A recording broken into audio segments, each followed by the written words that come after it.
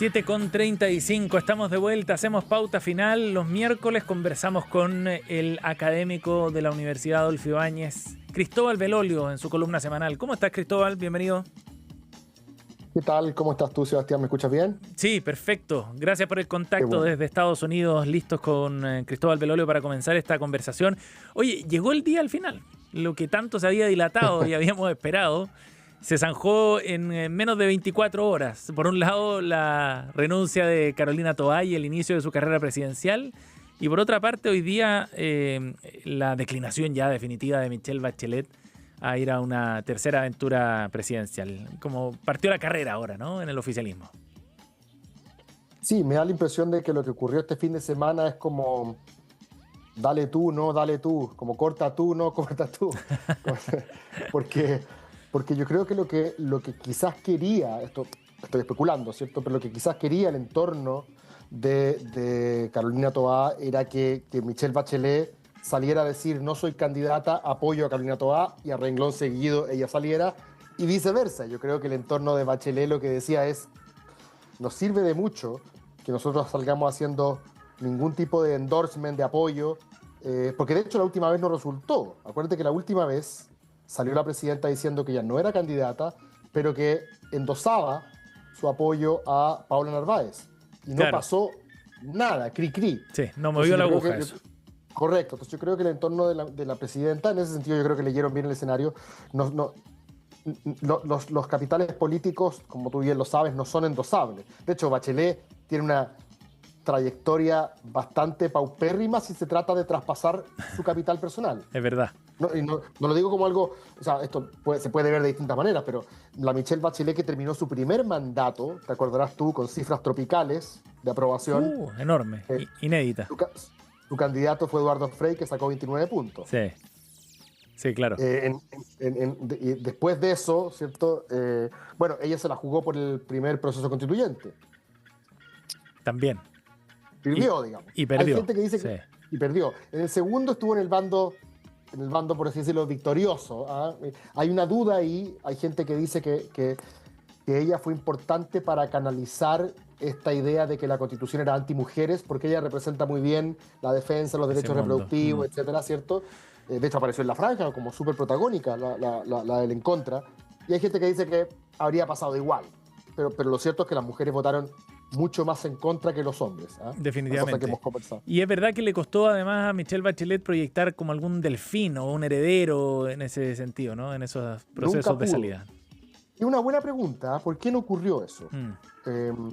Porque en su primer mandato, tú te acordarás, le enchufaron estos septuagenarios de C en interior. Primero Andrés Saldívar, y no digo septuagenario, lo digo descriptivamente, todos tenían más de 70 años, sí. Belisario Velasco y después Edmundo Pérez Lloma, como para controlar, como para vigilarla, ¿cachai? O sea, una cosa como media, como que no le tenían mucha confianza, y le pusieron en los cargos más técnicos al mundo que en ese entonces se llamaba expansiva, ¿te acordarás tú? ¿Cierto? Claro, sí. Velasco en Hacienda. ¿Qué tiempo eso? Entonces, dicen que la segunda vez es la vez en donde ella pudo haber generado algo así como un delfín. De hecho, por eso partió con Peñalillo y Arenas, que fueron decisión propia, ¿cierto? No de los partidos. Y dijo, ahora sí que sí. Ahora puedo ser todo lo socialista que no pude ser, que no me dejaron ustedes la primera vez, ¿cierto? Y sabemos que esa historia tampoco terminó bien. Yo creo que Peñalillo fue presidencial una semana, no más. Sí. Lo mismo que le pasó a Ginspeter. De hecho, lo conversamos la semana pasada, lo difícil que ha sido para los ministros y ministras de Interior posicionarse como cartas presidenciales atractivas. Así que, por así decirlo, el desde de Toá es muy bajo. Es cierto que hoy día está en las mazmorras desde el punto de vista de las encuestas, ¿cierto? Así que yo diría que de aquí en adelante todo puede ser mejor. Claro, solo le queda crecer, no hay más. Claro, pero claro, no sirve de nada subir de 3 a 5. Aquí tiene que haber un progresivo incremento,¿cierto? Para que realmente se aleje este fantasma de las dos derechas de segunda vuelta. Claro. Oye, Cristóbal. Así que bueno, esa es la pegada ahora, ¿cierto? Vamos a ver cómo rinde la Toá, que no es la cara visible de un gobierno tremendamente aproblemado por temas de seguridad, sino la candidata que, si bien representa el ethos el etos maduro del gobierno, el etos del gobierno segundo tiempo, el etos del gobierno post 4S, ¿cierto? No el primero, porque el primero era otro carácter, ¿cierto? Definitivamente. Vamos a ver cómo le va ahora como candidata, porque esto requiere carisma, requiere mucha ductilidad, requiere sapiencia política, manejo, muñeca, relación con los partidos. Hay una serie de cuestiones que no son fáciles de afinar. Y lo conversábamos la semana pasada, que va a ser bien interesante ver a Carolina Toá en ese rol de candidata, ¿no? En un despliegue de candidata a nivel nacional, porque fue candidata a alcalde, fue candidata a diputada también, y ganó en esas ocasiones. Pero Fue alcaldesa, fue diputada, o sea, tiene una trayectoria que es un poco parecida a la de Matei, ¿eh? Hemos vuelto a figuras más o menos consolidadas, distinto a lo que pasó la vez pasada, que aparecían figuras que de repente quizás uno las veía más novedosas, Sichel, ¿cierto? Boric, bueno, Kast no era tan novedoso, pero en cierto punto, claro. Así que yo creo que desde ese punto es interesante, si llegamos a tener una segunda vuelta Matei-Toá, es interesante ver cómo lo que muchos veían como una polarización en el sistema político chileno, porque tanto Kast como Boric estaban más a los extremos que sus respectivas, las coaliciones tradicionales de centro-derecha y centro-izquierda. Ahora como que la cosa vuelve un poco al centro con dos representantes, dos mujeres interesantes, de partidos relativamente tradicionales como la UDI y el PPD. Claro, estamos con Cristóbal Belolio aquí en Pauta Final analizando esta semana de definiciones políticas. Y a propósito de eso, Cristóbal, en su mensaje ayer, Carolina Toá, después de haber salido de La Moneda, ya da unas primeras luces de cómo puede ser sus líneas de trabajo y de la propuesta que quiere hacer a Chile. Algo breve, pero que dejó algunas cositas interesantes. Y una de las palabras que menciona es que ponía a disposición de Chile su experiencia. Y esa palabra como que hoy día tiene valor, ¿eh? tiene un peso. También es muy interesante eso. Yo creo que todavía en Chile el ser independiente tiene caché. Es cierto que ese caché se anduvo maleando, por así decirlo, durante los dos procesos constituyentes, porque recordemos que le confiamos los dos procesos constituyentes a elencos que eran nuevos en política, que justamente era su gracia. No eran los sospechosos de siempre, sino que eran personas que estaban vinculadas al movimiento social, como se le decía, activistas de causas justicieras variadas, ¿cierto? Y en el segundo caso, republicanos, gran parte de los delegados, te acordarás tú, también no eran parte del escenario del que estábamos acostumbrados, eran puros nombres nuevos, ¿cierto? ¿Quién había escuchado a Beatriz Hevia antes, ¿cierto? Por ponerte un ejemplo, ¿cierto? Sí.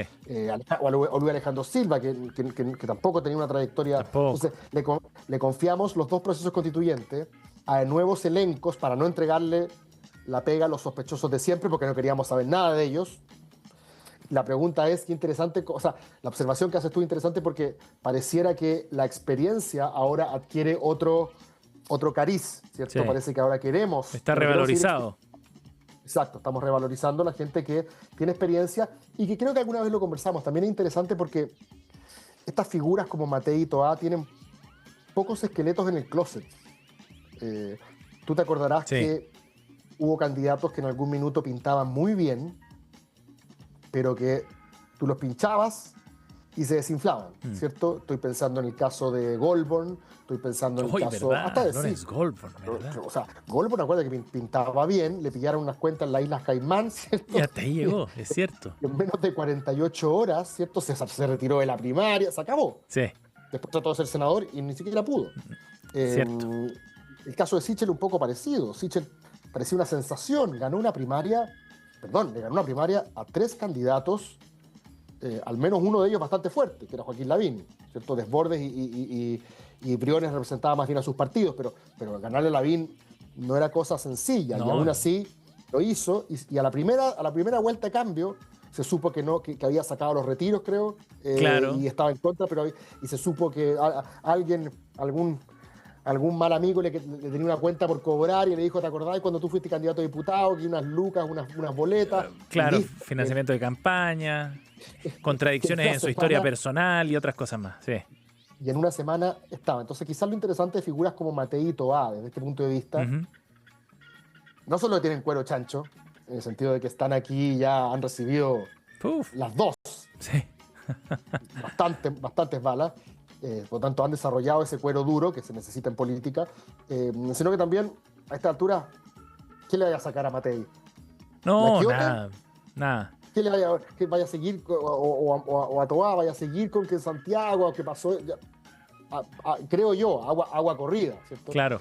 Eh, Y eso está bueno ese punto, porque efectivamente los que ya vayan inclinando su voto por una u otra no se van a amedrentar, digamos, ni se van a echar para atrás probablemente por alguna historia que le saquen o alguna son crítica. historias muy conocidas. Y las dos creo que tienen súper buen manejo comunicacional también como para hacer frente a esas cosas, ¿eh? No titubean mucho. Ninguna de las dos ha sido presidenta, entonces tampoco podéis sacarles tanto en cara cosas que sí le habría ocurrido a la presidenta Bachelet o eventualmente a Piñera si hubiera querido ser. Entonces, si bien es cierto, son figuras a las cuales estamos acostumbrados, ¿cierto, Sebastián? Vienen en política desde hace harto rato. Sí. Desde el punto de vista del cargo al cual postulan, ¿cierto? Son nuevas, desde ese punto de vista. Ahora, la pregunta es cómo se va a empezar a armar, porque yo creo que Carolina Toá necesita validarse a través de una primaria.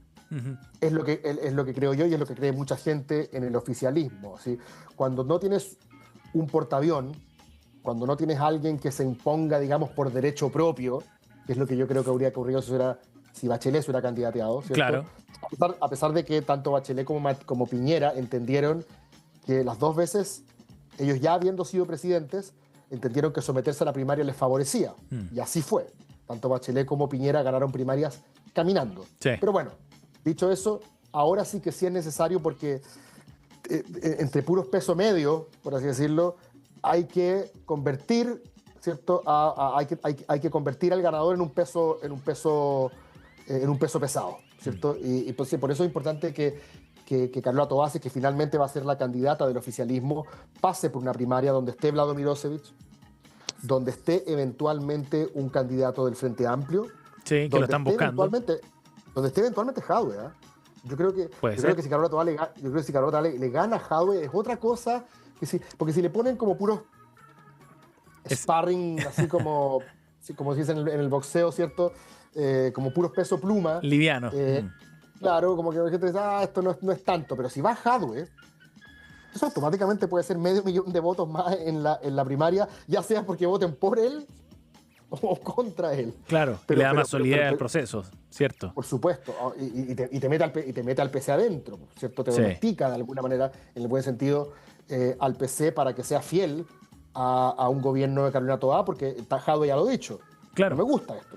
No me gusta que estén candidateando a alguien que representa a esa misma concertación que nosotros tanto hemos criticado. La pregunta que es interesante es si es que la Carola Toá que vamos a ver, Sebastián, es más bien una defensora de los 30 años, llamémosle así, ya que ahora pareciera haber una especie de onda retro de, como tú bien dijiste, también revalorizar la época de los acuerdos, ¿cierto? La experiencia.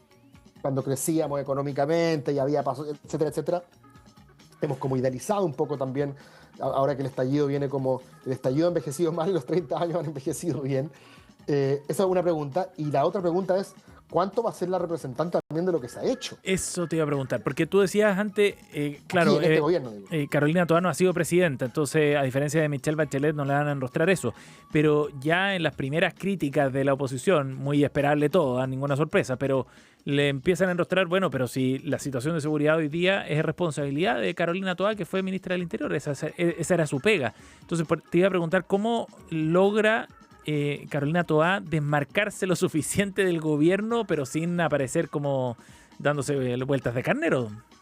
Es una buena pregunta. Fíjate que yo no creo que tenga que desmarcarse del gobierno. Ajá. Yo creo que... Porque esta es una pregunta tan obvia, la pregunta sobre la seguridad, ¿Sí? que yo creo que ella se va a peinar en esta pregunta. O sea, cuando llegue el debate y le pregunten imagínate, te toca a ti estar en el debate de Anatel, no sé ya cómo se llamará, y te toca a ti preguntarle, Sebastián, señora Toá, ¿cómo lo haría usted en seguridad? Si es que se dice que su gobierno, ¿cierto?, ha hecho agua. Ella te va a relatar, ¿cierto?, con lujo de detalles todas las iniciativas de este gobierno, la forma como ha mejorado en términos de migración, que de hecho tiene ciertos datos duros. Lo que pasa es que nosotros usualmente vivimos en el mundo de la percepción. y dato, lamentablemente, no mata relato. Cuando uno quiere creer algo, toda la evidencia que te pongan sobre la mesa Da lo no mismo. te va a hacer cambiar de opinión. Si alguien cree que este gobierno lo ha hecho mal en materia de seguridad, no hay ningún dato que te va a hacer cambiar. Claro, Pero ella te va a tirar encima, ¿cierto? Yo creo que una batería de medidas, leyes, proyectos, hasta la dotación de patrulla todo. en la primera. Y yo creo que con eso, yo creo que va a demostrar que al menos desde el punto de vista del manejo del tema, que es un tema tan sensible para los Ujú. chilenos, yo creo que a diferencia de otros candidatos que quizás, no sé, te pongo un ejemplo, el Frente Amplista promedio tú nunca lo identificabas con seguridad. No era su Bor- tema, no era su Boric, expertise. claro, Boric creo que tenía medio párrafo donde decía que había que refundar Carabineros y sería. Y sería, En sí. cambio, aquí tienes una persona que fue la jefa, Mm. ¿cierto?, del orden público y por lo tanto es difícil pillarla en esta cuestión. Que por eso creo que no necesita más que desmarcarse, necesita reforzar lo realizado Ujú. y explicar y mostrar qué bien ella se maneja en este tema, porque ella no, en ese sentido es distinta a esta, ¿cómo podríamos llamarlo, Sebastián, sin que suene peyorativo? A ver, Por ejemplo, en materia de migración, por ponerte un ejemplo. ¿ya? Ella nunca fue de esta onda, migrar es un derecho humano, nadie es Ah, ilegal no, y todas esas no, no, cosas no. como que de alguna manera florecían en el mensaje frente amplista original, ¿cierto? Eh, Nadie puede decir que es octubrista, nadie puede decir que es woke y todas esas cosas. No, no, Gran no. parte de esas cuestiones yo creo que Esas chapas no le ella quedan. le resbalan, claro. Mm. Van a tratar de enchufárselas igual, pero yo creo que le resbalan. Pero la pregunta es, y que me parece que es la pregunta clave, ¿ah? Ajá. Es ¿qué ganas, qué épica tiene la gente que actualmente conforma el gobierno para seguir en esta ingrata tarea, pero Ajá. ingrata, pero también, ¿cierto? Muchas veces reconfortante, ¿cierto? Tarea de conducir el país. Es decir, Y es. ¿por qué este gobierno quiere seguir adelante? ¿Cuáles son las cosas que siente este mundo que, que quedan por hacer? Y ya no Mm. puede ser lenguaje inclusivo, con todo el respeto a la gente que cree que, No. que- que eso es importante. ¿Cuáles son realmente las motivaciones Bueno, y de hay, este mundo progresista que ha aprendido, que ha madurado en el camino, que ha tenido esta especie de tregua generacional entre los hermanos chicos que eran más críticos y los hermanos grandes que ahora han vuelto a participar, ¿cierto? bueno, y ahí Carolina Toá ¿Cuál va a ser esa narrativa? Me parece muy interesante. da algunas luces de eso bien corto, pero cuando habla de un proyecto nacional para todo Chile, de un proyecto que permita avance económico y social. Mira, la cuestión simple, ¿no? Pero es como volver al back to the basics en este asunto y no hablar ni en enredado ni en cosas de nicho, ir a lo puntual. La gente quiere seguridad y avance económico, qué sé yo. Entonces como que Quizás con eso baste, ¿eh? A puede propósito ser, de pues. Back to the Basics, el otro día estaba almorzando con una directora de una fundación acá en Estados Unidos, ¿Ya? y comentábamos este video de inteligencia artificial que hizo Trump sobre cómo sería Gaza. No sé si tú lo viste. No. Terrible. Ah, Bueno, hay hecho un con video inteligencia artificial, sí, perdón. correcto, donde aparecen una estatua de oro de él en Gaza, toda la gente veraneando como si fuese Miami. Y es divertido porque ella me decía que durante mucho tiempo estas cosas eran tan evidentemente perversas de alguna manera. O sea, hay Totalmente. tantas cosas malas al respecto que uno no tenía ni cómo partir explicando lo malo que era esto. Mm. Bueno, hoy día estamos en un momento donde quizás haya que volver a lo básico, ¿cierto? Sí. Y quizás lo básico hoy día, en el debate chileno, tenga que ver con esto, ¿cierto? Tenga que ver no con las causas identitarias que identificaban el Frente Amplio, que a todo esto nunca fueron parte de la carrera política de Carla Toa, Ujú. sino con estas cuestiones más básicas. Y por ahí van quizás esos lineamientos y seguramente ya cuando empecemos a conocer más de su equipo de trabajo y de quienes están ahí con ella, vamos a ir enterándonos también de cómo Bueno, va evolucionando esa propuesta. Sí, ahí simplemente diría que hay dos cosas interesantes. Hay un riesgo y una oportunidad. a ver. El riesgo es que Carolina Toa es militante del PPD. Y el PPD, en la retina de los chilenos, después de los escándalos de financiamiento ilegal y muchas cosas que han ocurrido, no digamos que es un partido que tú escuches y digas, uy, quiero estar ahí, ¿cierto? No. Varias de sus figuras, lo digo con mucha elegancia, varias de sus figuras son súper controversiales, ¿cierto? Son figuras, muchas de ellas que hemos visto en política mucho tiempo, ¿cierto? Y que van a ver esta oportunidad como una manera de volver a meterse en el juego, ¿cierto? Claro. Ya aparece en la segunda, ¿cuál es el círculo de Toa? ¿Cierto? Y la mitad de ellos yo creo que a la población le causan así como cierta distancia. Lo digo con independencia de que sean estupendos políticos y grandes personas y estupendos padres, y digo que en general, de todas maneras, en general para la población, digo. Entonces, hay un riesgo ahí de que la gente te identifique como demasiado. Ok, entendemos que hay una onda retro, entendemos que es buena la experiencia, pero no tanto. Pero claro, la idea no es resucitar los carcamales, ¿cierto?, de los cuales supuestamente nos deshicimos hace unos años atrás. Eso por un lado. Y sobre todo, ojo, porque con Matei y Toá en la papeleta, hay un candidato que está, déjame ponerlo en términos didácticos, A ver. que está adelgazando su discurso. ¿Quién? Que se llama Johannes Kaiser. Porque Johannes Kaiser, lo hemos conversado, ¿cierto?, aquí, tiene un discurso ideológico bastante pesado, antiglobalista, libertario, o sea, cuestiones que hay que explicar, ¿cierto?, de partida. Sí. ¿Qué diablo significa ser antiglobalista? ¿A qué se refiere con nacional? Todas esas cosas hay que explicarlas. A eso me refiero, que tiene cierta densidad ideológica. Y está bien, a mí me gustan los partidos que no se esconden detrás de un nombre de fantasía y dicen lo que son.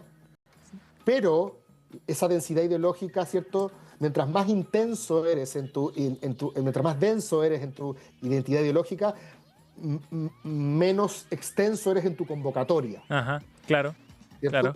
Entonces lo que he visto que está haciendo a Johannes Kaiser es que ya no habla tanto de antiglobalismo y libertarianismo, sino antipolítica. Ajá. Contra los políticos son los corruptos. La plasta parasitaria, Claro. la casta, todas esas cosas, ¿cierto? Que es un discurso más amplio, ¿no?, en ese sentido. Exacto, que no conquista solamente al libertario, De acuerdo. sino que conquista al tipo que sencillamente los quiere mandar a todos a la cresta y ocupa el voto para hacerlo. Oye, está bueno ese Bueno, punto. Fue lo que exitosamente hizo Milei, ¿cierto? Estaremos de acuerdo tú y yo que no es que Milei haya ganado porque la mitad de los argentinos sean libertarios, ¿cierto? Ganó porque fue capaz de canalizar el voto bronca. Exacto. Entonces la pregunta interesante es que si Matei y Toá se arriman demasiado a elencos tradicionales, le vaya a regalar a Johannes Kaiser esa ese crítica. flanco. Pero Buen punto. la oportunidad, para terminar, la oportunidad que tiene es que, por lo menos, a diferencia de lo que ocurría con Bachelet, ahora una campaña que no se monta en torno de un nombre, sino, por así decirlo, de un relato, de un proyecto, de una narrativa, como le quieras llamar, obliga a pensar. Obliga a hacer una reflexión ideológica, obliga a que la gente se siente y diga, bueno, ¿de qué diablo se trata ser progresista en el siglo XXI? Claro. ¿Y ¿Qué es lo que aprendimos de los dos? ¿A dónde vamos? Yo creo que si llegaba Bachelet, estos tipos decían, ¿a qué hacer esta reflexión si total, con la figura de la señora es Bachelet y listo, cierto. Ahora estamos obligados a hacer esa reflexión y eso me parece positivo para la izquierda chilena.